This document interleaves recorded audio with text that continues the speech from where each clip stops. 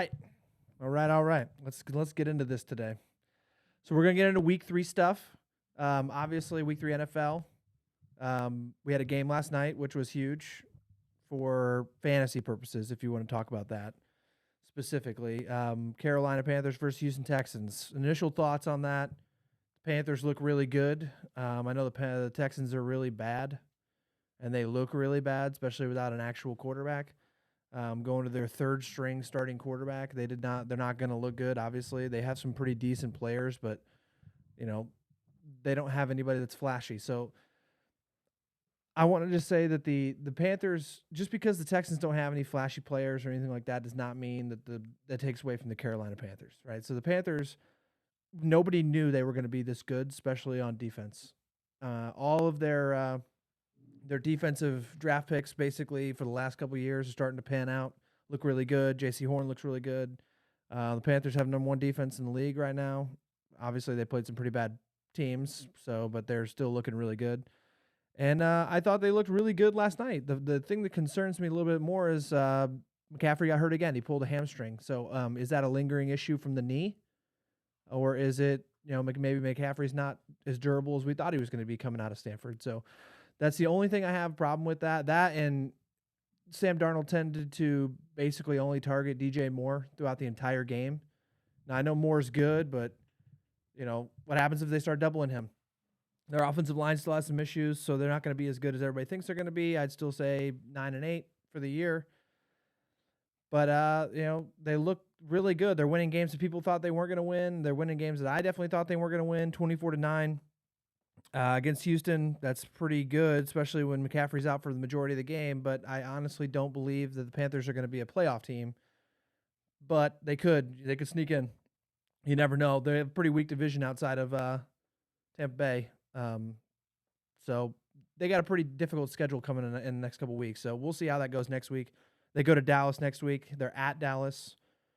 They'll finally face a good team. The defense will face a good offense for the first time. So we'll see how they do then. If they come out and they do pretty well against that defense or that offense next week, we may be singing a little bit different praise for the Carolina Panthers after next week. So, but we'll get off on that. We'll go to the next couple games here on the schedule. The 12 o'clock games. First one I'll go over, obviously, Arizona, Jacksonville. They have it -7.5 for Arizona. Now, Arizona looks really good.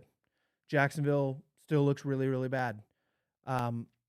This, for me, is going to be more of a showcase, honestly, of the pass rush versus the pass rush for the Arizona Cardinals versus Trevor Lawrence. He's new to the NFL, obviously. It's his only 3rd start. Chandler Jones, J.J. Watt, Budda Baker, Isaiah Simmons. We'll see how well he can make adjustments and whether Urban Meyer puts him in a good situation. I have the Cardinals easily winning. I think they cover by more than 7.5. If I'm betting that game, I'm definitely taking Arizona -7.5, even though they're not at home. And it's at Jacksonville. Kyler Murray looks to be the second best, if not the best overall quarterback in the league so far. With the emergence of Rondale Moore coming out, A.J. Green looks healthy finally. Chase Edmonds looks a lot better than he actually looked in the last couple of years. They actually have somebody they can dump the ball down to, maybe hand the ball off a few times, take a little pressure off of Murray. But I still think it's a pass-centric offense. Obviously, that's more of what they run. But I think, honestly, the thing you need to look at this week, again, is going to be the pass rush of the Cardinals versus Jacksonville. I got the Cardinals easily. I think that we win by 10, maybe even 15 points in this game. I looked at our predictions last week. We were about, out of let's see, 1, 2, 3. We were about a 60% win rate last week, so we did a pretty good job. This is more of something I would bet out of these ones. If we're actually going to bet games, I'm betting this one. I take Arizona with the points 7.5, or without the points 7.5.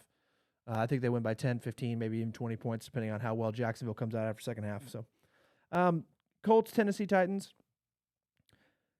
-5.5 for Tennessee. Now, this is the thing that's weird because Seattle went to Indianapolis and beat the Colts badly. Tennessee went to Seattle and barely beat them in Seattle, right? So if Seattle beat Indianapolis by 20 at Indianapolis, and then the Titans next week beat Seattle by a touchdown in overtime at Seattle, wouldn't that say that the Titans should be able to score over 5.5? I think so, obviously. I would take that specifically only because the Colts defense is playing like absolute dog shit. And Carson Wentz almost broke both of his ankles on one play, and he looks like the gingerbread man every time he goes out there. You don't know what's going to happen with Carson Wentz. Jacob Eason threw one pass, and it was one of the worst passes I've ever seen. It was an immediate pick to end the game. And if he has to play, I don't care if Tennessee Titans defense is terrible, which they don't look to be good. They're definitely in the bottom half of the league. It doesn't matter. Eason looks like he's still trying to play at Washington. He doesn't look like he's ready to go. Carson Wentz doesn't look like he's going to be able to move around a lot. They're going to have to hand the ball off to Jonathan Taylor all day long, which is going to shorten the game, which is fine. But Tennessee's already trying to shorten the game. They're just going to give the ball to Derrick Henry all the time. I mean, they're not passing the ball very well. The Colts' pass defense and their rush defense are both in the bottom third of the league. It's at Tennessee. I got Titans win by 10 points. This is one of the bets I make. If I have to make 4 bets this week, that's definitely one I'm taking. I got Titans minus 5.5 easily. Ravens, Lions, this is tough. On the points wise, the only reason why I say it's tough is because Lamar Jackson's sick, apparently. You don't know if he's going to play. If Lamar Jackson's if he plays, they win by 20, right? I can't really say that actually because they also put 4 guys from the defense on the COVID list. So today, I think Ravens win easily. The 0.5 on this, the minus 7.5 is where I'm kind of hung up on whether I would take Baltimore on this. I'm not betting this game. I think Baltimore's going to win. I don't know if they have 7.5. If Lamar Jackson plays, they win by 15, 20. The rushing attack is just going to absolutely destroy them. It's not going to be fair. The Lions did not look good against Packers. Packers did not look good in general. Baltimore looked amazing, even with all 3 of their backup running backs against the Chiefs. We can get into that when we start talking about the Chiefs-Chargers game about, me and my opinion on whether the Ravens did a good job, played really, really well. But I think the Chiefs lost that game more than the Ravens won that game, which I like the Ravens, but they don't have Lamar Jackson. They don't have a team. So I'm going to stay away from that one, but I think obviously Baltimore wins. If Lamar Jackson plays, I take Baltimore minus 7.5 easy. Next one, Buffalo, Washington. This seems a little low, but it is the NFL, and you never know with Washington. Buffalo's defense has been playing unbelievably well over the last 2 weeks. Washington has been playing not good at all. They haven't played any good teams. Buffalo, what they did to Miami was ridiculous. Are they going to be able to do that against the same level of defense Washington football team? Even though Washington hasn't played well at all the entire season so far, I'm not betting this game either. If I had to bet this game, I'm taking Buffalo minus 7, and hopefully I just push or win, because I don't think Washington keeps it within 7 points. The fact that there's no 0.5 on this, I'm taking Buffalo easy. I honestly believe Buffalo wins this game going away. It's not going to be close, especially with the way Allen and their offense is playing. But it's the NFL, and anything can happen. You never know. And I don't think Washington's going to come back out, and I don't think Buffalo blows anybody out 35-0 again. I think it was just a divisional game. They hurt Tua. Backup quarterback was in. Blah blah blah. Heineke's good. He's not great. He's a mid-level guy, kind of Fitzpatrick. I don't think they lose anything with Heineke and not Fitzpatrick. So I still think, Washington's a decent team. They're a playoff team. They keep the low-scoring game. I still take Buffalo minus 7. No, I'm not betting this I'm not putting my top 4. New Orleans, Patriots minus 3. Okay, I am betting this game for sure. I'm betting this game easily for sure, and I'm taking New Orleans with however many points you give me. And the reason why I say that is because last week we saw what Jameis Winston is when he plays a good defense. He throws picks. I even called it when we were playing the game. I'm like, here comes a pick by Jameis Winston. We were watching the game together, and the next time he threw the ball, it was a pick. You can just tell when he starts to try to force things down the field and force, and they're not giving the ball that much to Kamara right now. And anyway, New England, they have exotic plays, exotic defenses. The way they play the ball, they're going to keep it low. They're at home. Minus 3 seems like a slap in the face to the Patriots, just like minus 3 was a slap in the face to Carolina last week. Carolina put it on the Saints. I think the Patriots come out. Mac Jones makes an emphasis to throw the ball down the field since everybody's given him so much crap about his four yards per attempt.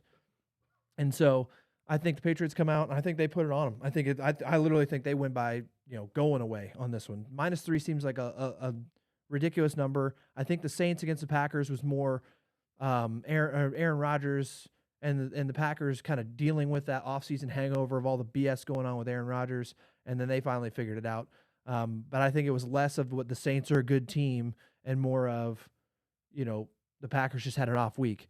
Now, do I think the New England Patriots can be able to do what the Carolina Panthers did to them on defense? Yes. On offense, no. Which means I think this game ends up being 20-7.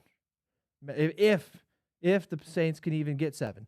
Now the thing is, it's going to come down to turnovers and stuff like that, which I get it, but that's what the Patriots pride themselves on is defense, turnovers, and not doing and winning those battles. So I got this is definitely number 3 on the list of the ones I'm taking so far. I've got Cardinals -7.5 easy, Tennessee -5.5, and then I'm taking New England -3 easy. Those are so far 3. I might have one more pick on this. So Chargers at the Chiefs. Okay, so we're going to talk about this because we had a rough week last week on this. We lost this game. We shouldn't have lost this game when we picked the Chiefs easily -3.5 last week at the Ravens. Now, when you watch the game and you watch all the go back and you look at it, the Chiefs played well for a while, right? They always played well. They didn't play bad or poorly the entire game. Obviously, some would argue they win that game if Hilaire doesn't fumble with a minute and 40 left to go. It's his first fumble in a while, right? And that's fine. But if you look at it and you look at the way, I don't want to call Patrick Mahomes out or any of the other players out or anything like that, but it just seemed like they were in cruise control the entire game. The offense in particular, we're not talking about the defense. The defense played pretty well, okay? As much as you can play well against Lamar Jackson. The offense seemed like they were in cruise control, just kind of going through the motions and playing the game like it was a scrimmage on, Friday walkthrough or something like that. They didn't seem like they were in this, we have to win this game now. Now, on the contrary, the Ravens were in this, Lamar Jackson was basically saying and willing his team to, we have to win this game. We're not going to lose this game. We're not going 0-2. I am going to take this team to the next level on my back, and he won the game for them. The Chiefs didn't step up, and you could tell by the way Patrick Mahomes, he threw his first September pick, which is fine. It was going to happen eventually. There's no way he was never going to throw a pick in September. They were going to lose eventually in September while he was there. I know it doesn't happen often, but it was going to happen. But when he stepped up and he tried to make that weird throw to Kelsey, you could just tell he was like, I've done this before. I have the hot hand. It's going to happen. I don't throw picks in this. Let me just make this throw real quick, put it on my highlight reel, and it just didn't work out. And you could and then from that point on, it wasn't like something on his face, but you could kind of see from him, Kelsey, Hill, Reed on the bench that they were like, well, they don't have that. They didn't have the edge of we have to win this game like they have over the last couple of years. Every single time they came out and they played these big primetime games, they had an edge of we have to win this game. We're going to win this game, blah, blah, blah, right? Chiefs -6.5, not touching this. Chargers are a good team. They made a bunch of penalties last week or they would have beat the Cowboys. I'm not telling this is the best game of the week. And I'm not saying that because Chiefs homer or whatever like that. I'm saying these are 2 really good teams. These are 2 top 6 teams in the league, 2 top 4 teams in the AFC. This is going to be a really good game. We'll see how it goes from there. So Bears, Browns, I don't think this is even close. Justin Fields is making his first start. He is going to be over his skis against the Browns defense. Now, I understand he's a good player, and I like him. He went to Ohio State, obviously, go Bucks. But it's a rookie quarterback against Myles Garrett, Jadeveon Clowney, and the defense for the Browns at the Browns. Now, Cleveland -7.5, I don't like that. And the only reason I don't like that is because I don't know if it's Baker Mayfield. I don't know if it's the offensive coordinator. I don't know if it's Kevin Stefanski. But they have a guy on their team, Nick Chubb, who we've already talked about this. I think is the second best running back in the league behind that line specifically, who has only 26 rushing attempts. He's averaging almost 7 yards a carry. He's averaging almost as much, basically 6.8 yards a carry. Lamar Jackson's averaging 6.9. This dude has almost the exact same rushing efficiency and the ability to make plays as Lamar Jackson. There's only one other running back that has more yards per attempt than he does. That's Derrick Henry. Okay, and Derrick Henry has rushes up breaks out huge runs. He always has large rushing per attempt just because of the way he does it. If they don't turn around and start handing the ball off to Nick Chubb, Landry's out, Odell Beckham's coming back in. I get that. No, they need to turn around and give it to him 20 times this game, not just 26 times over 2. They need to stop this split time shit, okay? I know Kareem Hunt's good, but you have Nick Chubb who is ready to go. Kareem Hunt isn't averaging 6.8 yards carry. Nick Chubb is averaging 6 yards carry. He's your number one back. If you want to have a spell me drive every 2 or 3 drives where you bring in, Kareem Hunt on third down or let him have a cut like 2 or 3 series, like a series, that's fine. Nick Chubb is your guy. As long as they keep splitting time, I'm going to be worried about whether the Browns are as good as they are. They're going to win games. I get that. They're good. But I'm not even touching this -7.5. I wouldn't touch if it was -5, to be honest with you. I know the Bears are going to get beat because Justin Fields is going to make a bunch of issues. That doesn't bother me. It's more of I don't trust the Browns' play calling and the fact they have the best offensive line and one of the best running backs. They don't lean on them. It's something that pisses me off, and I don't really like it because, we don't need to get into that. But I think the Browns win that game. 7.5 is a lot of points. Bengals, Steelers. Now here's the fourth one I'm taking. I'm taking Bengals +3, easy. I think they cover this easy, and here's my reasons why. 1, Devontae Johnson's out. Ben Roethlisberger's coming off a pec injury. The Steelers may not have TJ Watt, and the Steelers do not look good at all as a team. They can't move the ball. They don't throw the ball well. They aren't running the ball well. Najee Harris looks good as an overall back, but their offensive line does not look good. The Bengals have looked pretty good over the course of their first 2 games. They obviously beat Minnesota, who does not look like a good team, and then they got beat last week. But I think it's a rivalry game, big-time rivalry game, right? Cincinnati-Pittsburgh. I think this is Cincinnati's best time to come in here and beat Pittsburgh in a while. I think they come out and they have some agency, and they come out and they put it on them. I wouldn't be. I'm taking again Cleveland +3 easily on that, and I don't want to say easily like as in it's just going to be a blowout, but I think that's an easy choice, and it's definitely in my 4. I'm taking that one. Next one, Falcons Giants. Giants -3. This is a toss up. You never know. We don't know what Falcons team's offense is going to show up. We don't know what Giants team's going to show up. Is the Giants defense going to play well? Is Daniel Jones going to be able to do what he did the last couple of weeks? Is Saquon Barkley's going to be Saquon Barkley? He's going to play well. But these are 2 teams that we still don't even know. They don't even know who they are. So I don't want to touch it.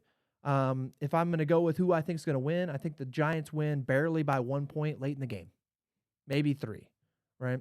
But I'm not going to bet it. It's a dumb bet because they can't even trust their offense or their defense. How are we supposed to trust it with our money? It's not going to happen, right? So I'm not even going to look at it. I may look at it at individual performances later, but I'm not looking at it when it comes to picking wins and losses. Raiders, Dolphins.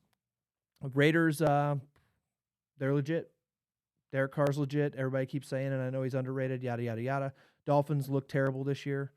They gave up 35 points, couldn't even sniff the end zone against the Bills, who have a good defense, which we thought they were going to be good. The Raiders have a serviceable defense. Serviceable.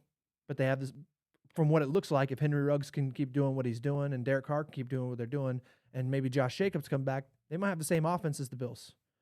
-3.5. That half point killing me on that. I'm not going to take it because of that, because you never know. Dolphins defense has good takeaways. Xavier Howard's still really good. But Tua's out. Brissett's in. Raiders win this. Raiders go 3-0. Raiders are leading the division after this week. I mean, they're already leading the division right now, but they're still leading the division after this week. Jets, Broncos. Broncos blow them out. Jets don't look good. They threw 4 picks in like 5 throws against the Patriots. Broncos have an unbelievable defense as well. 10.5 is a lot of points in the NFL, not taking it. Broncos win this going away. I think they run the ball all over the Jets. The Jets do not have a good defense. They look like they are just overwhelmed. Saleh doesn't know what he's a great defensive coach. Did really, really good job in San Francisco. San Francisco roster is not the Jets roster. I don't care what kind of scheme you have. You're not Bill Belichick when it comes to schemes. You're not going to be able to out-scheme your lack of talent on any side of the ball. Denver wins this going away. Tampa Bay, Los Angeles Rams. Now, some people think this is going to be the game of the week. I honestly think the Chargers-Chiefs is the game of the week because here's the reason why. Whoever wins that Chargers-Chiefs game has the upper hand on who's going to win that division. Now, Tampa Bay Rams are two of the best teams in the NFC, probably the best two teams in the NFC, right? So this is going to determine home field advantage. I get that. But winning the division in the NFL is much more important than home field advantage when it comes to just getting into the playoffs. I understand that. But if you are if you're not hosting a divisional round or wild card playoff game, your percentage of winning goes down a lot. Okay. Now, we understand both these teams are probably going to win their division. Now, obviously, Tampa Bay's had a way easier time to win the division versus the Rams. I think it's going to be a good game. I think Tampa Bay blows them out. I still think the Rams are a great team. They looked unbelievable in the first week against the Bears, who are bad. They did not look that good against Indianapolis, who looks to be very bad. Tampa Bay has yet to look like a team that could be beaten by any of these teams in the NFC. I think Tampa Bay wins by 7 points. I think it's 27-20. I think Matt Stafford throws a couple picks that you don't want him to throw. With their running back Henderson being kind of banged up, not knowing what he's going to do, they're going to suffer on the offensive side because they're not going to be able to run the football as well, and their play-action pass is going to suffer. That's where Stafford's going to have some issues. He's not going to be able to move out and do what he did against the Bears. It made it look easy. I think Bucks win this. I'm not touching it, though, with money because you never know. Both these teams, you never know. I think Bucks win. Seattle, Minnesota, nothing to talk about. Seattle blows them out. -2.5 at Minnesota. That's a slap in the face to Russell Wilson.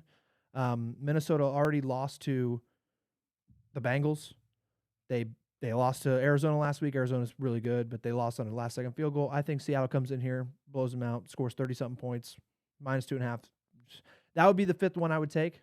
If I had to take an extra pick, I'd take that one easy. Seattle destroys Minnesota. It's not even close, especially with Dalvin Cook may or not be playing.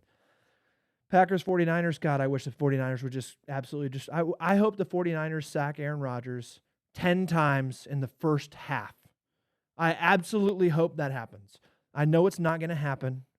This is a primetime game. This is a rivalry game now when it comes to the playoffs of the NFC. But I hope Nick Bosa slams him into the dirt and they have to replace the face mask on his helmet. I honestly hope it happens. I just want to see this a quarterback of his status get brought back down to where other quarterbacks really are, okay? The 49ers, I don't like you. I don't think you're a good team.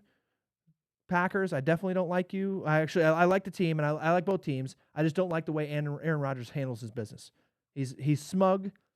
He needs to get out of there. Honestly, he needs to be out of the league eventually because he's 37 and he doesn't care about football anymore, obviously. You can tell. If every other person keeps saying that you don't care, and then you come out and you get mad at it, whatever. You can play the victim all you want. You don't give a shit anymore. You can just see it. Eagles, Cowboys, Monday Night Football at Dallas.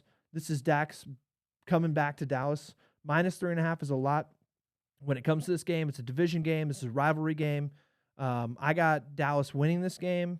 I'm not going to take the bet, obviously, because the half point. If it was -3, I would take Dallas. I don't think it's going to be a coin flip, to be honest with you. But I think Philly doesn't look like they can move the football. I know Dallas is kind of banged up on the defensive side, but I think Micah Parsons contains Jalen Hurts. He's fast enough to do it. He's shown his ability so far. I know he's only played 2 games, but he's already basically rookie of the year on defense, according to every single person in the league, including NFL executives and general man, all of them. They all think he's the rookie of the year easy. I think he is a spy on Jalen Hurts. Jalen Hurts can't run the football. The Philadelphia offense doesn't do very much. But I think their defense still keeps the Dallas in check and stuff like that. We'll just see how that works. And there's a little bit of kind of discontent in the backfield with Pollard and Ezekiel Elliott. Elliott's kind of feeling a little Aaron Rodgers-ish, saying, well, why don't you give me the ball? Well, don't give you the ball because Pollard looks like the better back right now. He looks faster. He looks more elusive. You just don't look like you're the same guy you were 4 years ago. Just don't look it. I think that might come into play a little bit here. I think they throw the ball a lot. I still like Dallas to win. And those are the picks. To be honest with you, my top 4 picks, Cardinals -7.5, take it. I think they destroy Jacksonville. Tennessee -5.5. I think they win by 10. New England -3 against the Saints. I think that's the biggest slap in the face this week. I think New England, they might even hold the Saints to no points.